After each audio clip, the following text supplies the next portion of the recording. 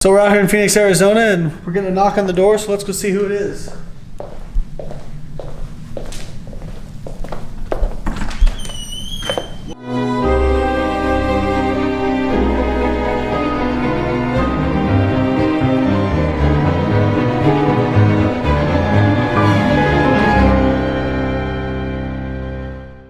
What is up?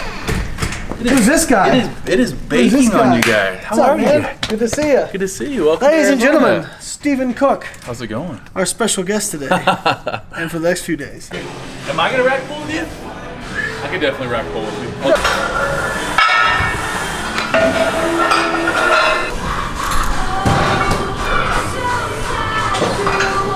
I've known Layne now for what, 5 years? Longer than that. It's been a while. It's been a while, and We're old now. Layne's seen me even at my worst. I'm like, Layne, I'm binge eating here in California. I don't know. Again, like there's highs and lows stuck through with me. So we're here in Arizona. We're gonna be getting a little bit of a powerlifting session in. Yeah, we're gonna do half powerlifting, half pro. But yeah, I got chest day today. We're gonna do some rack pulls right now. Yeah, we're gonna do some rack pulls. So I do 1 day a week where I pull my competition style, which I pull sumo. Okay. So, but I do another day a week where I'm pulling in a rack because it's a little bit less distance. Yep. I don't have quite the same back angle. Gotcha. Takes a little bit of pressure off my low back, but I still get some pulling volume in. So, kind of modifying what I do to try and work with what my body does now. Gotcha. So, basically, I'm old. So is that what he equates to? Yeah, that's why I'm spending all this time, mobility work and humping the grounds. People don't realize that actually, like, getting your lower back protected is so much about this, so much about your core. It's almost, people think about, on a squat or a deadlift, arching. Yep. But arching doesn't do anything if your core is not engaged. Yep. So you're actually, this is what protects your lower back. So you'll actually see me use a breathing technique when I lift here called the Valsalva maneuver, where I'm trying to create a lot of core tightness. And you'll see that when I lift. And that's why you popped so many belts before. Yeah, actually, I mean, I've had lever belts over the years, and I've popped 3 different levers. Actually, caused a lot them of force to burst. And one of them I wasn't even lifting. I was getting ready on a deadlift, and to brace, and you I did that. popped it. Yeah. So that's quite a bit of pressure. All right, we'll jump into the powerlifting set.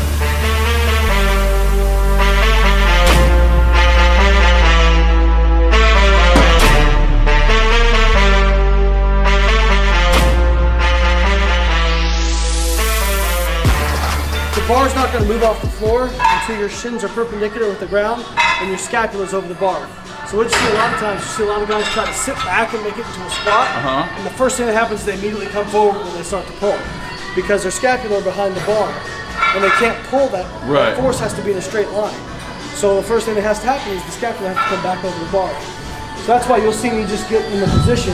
Like, I have quite a bit of back angle when I pull, just because I have very long femurs and I have a short torso, so it's kind of opposite of you. So I'll have to be here. This is my start position no matter what. And I just take that deep breath in, and you'll see me talk about lat engagement. So I'll try to wrap the bar around my shin.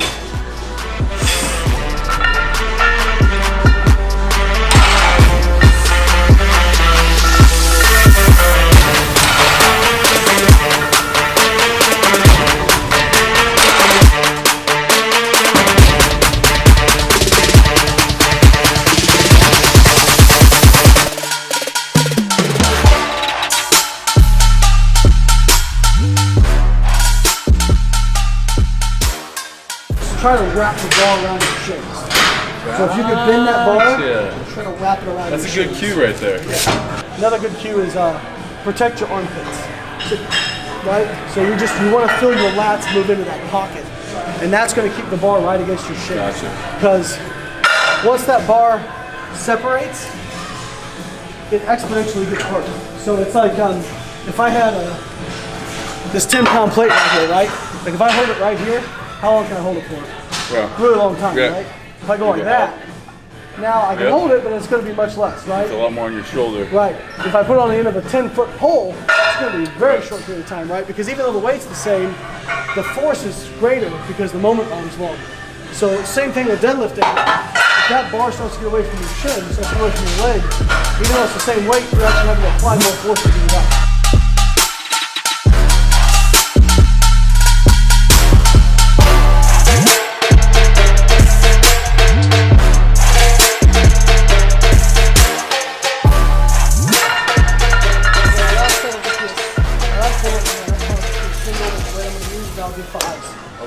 5s, but you can see like I'm trying to drive my core out into my belt. No point to be back here. It's here, and then as you come up, so here's what I'm just trying to force my hips underneath. Yeah, so here's what I want you to think about.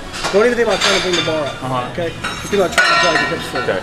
So take your deep breath in, lock it in, engage your lats, drive your hips forward.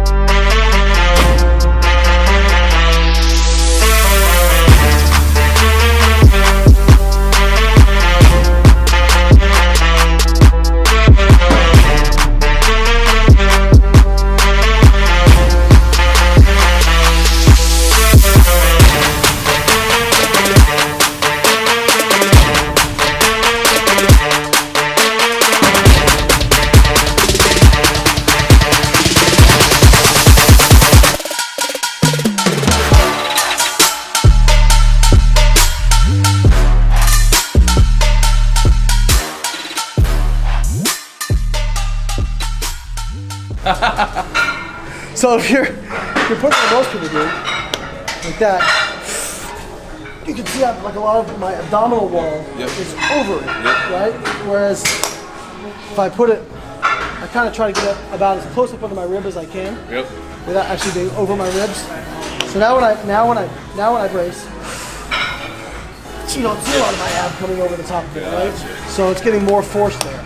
Thing is, keep in mind the disadvantage to sumo is, if I was going to tell you to do a standing high jump, you wouldn't go like this, and then jump, right? You would keep your base of power directly underneath you, right? So when you pull, you can always generate more force and power here. The difference is your back's going to be a little more bent over. Sumo, you're going to be a little more upright. And that's why I feel like I do better at it. My lower back is the weak link. Right, different levers. People who tend to be more quad dominant tend to do better in sumo. People more hamstring, low back dominant tend to do better in conventional. So we did a little bit of rack pulls, kind of instructed Steve on some technique things, and it went really well for me. I'm coming back from an injury, so that's not nearly the most I've ever done, but it felt good. It was pain-free, so I'm happy about that. Now we're going to move on. Now Steve's taking over the rest of the workout, but what does he go to? Bench press. He secretly wants to be a powerlifter. Let's go bench. I actually rarely start with flat bench first, just because my upper chest needs the most work from a physique standpoint.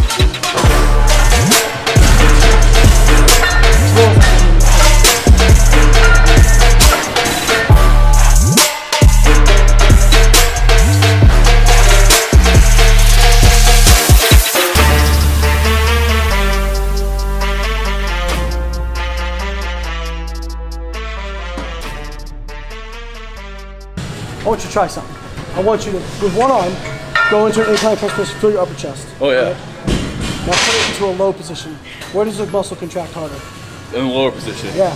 Do you know it's one of my, I still incline, definitely not saying that, but I've been doing a lot more, so we do, besides reverse. I thought I was gonna blow his mind. Reverse bench is actually, have you ever done a reverse bench on here? I have, yeah. So my reverse bench, I feel it actually more in the upper pec than anywhere, and it's because of that same motion you're talking about. Yeah, exactly. That, and then, what do you think about you get a T-bar row, so in the corner there's a landmine T-bar, reversing, gripping, and actually leaning forward and pressing it here. And because you're squeezing here. Yeah.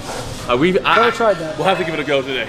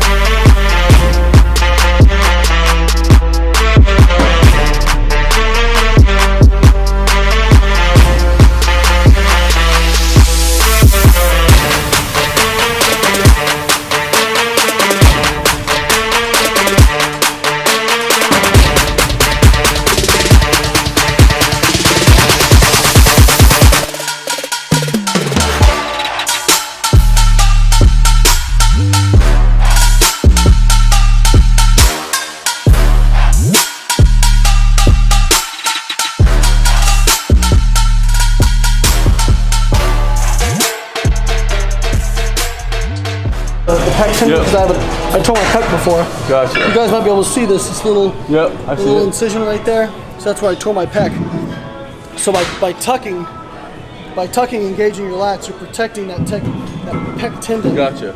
So, but when you tuck, if you want to get optimal pressing, you need to keep your forearm perpendicular with the ground. Right? Does that make sense? So, if you, like for example, if you're wide grip, how I ended, and you're flaring your arms out, you can hit pretty high on your chest. Yep. But if you're tucking, now if you're going to hit that high on your chest, you're going to be like this. Yep. Right? I see what you're So saying. that's why. So depending on how narrow or wide your grip is, and how much you flare your elbows, it's going to depend on where you touch on your chest. All right, I'm gonna try this like a power lifter. So the best cue I can give you is think about. So yeah, try to pinch your lats into the bench, and then when you go to press, try to think about again bending the bar into a U. Right? Okay. Yeah. And how wide are you typically? 'Cause we're about the same. I'm about like ring finger on that. But you've also got shorter arms than me, so you may need to go narrower. 1, 2, 3.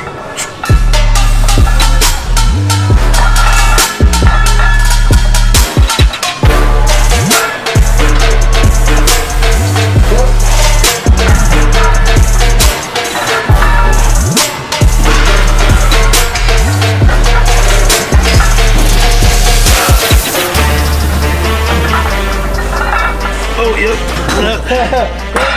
That gets a little different. It's called the peekaboo muscles, because when you got a tank top or a low cut V-neck shirt, you get that peekaboo right there, that's it. That peekaboo. So we're gonna do that with a modified dip.